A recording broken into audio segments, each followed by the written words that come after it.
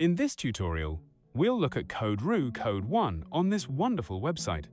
You can see how it's used in the instructions,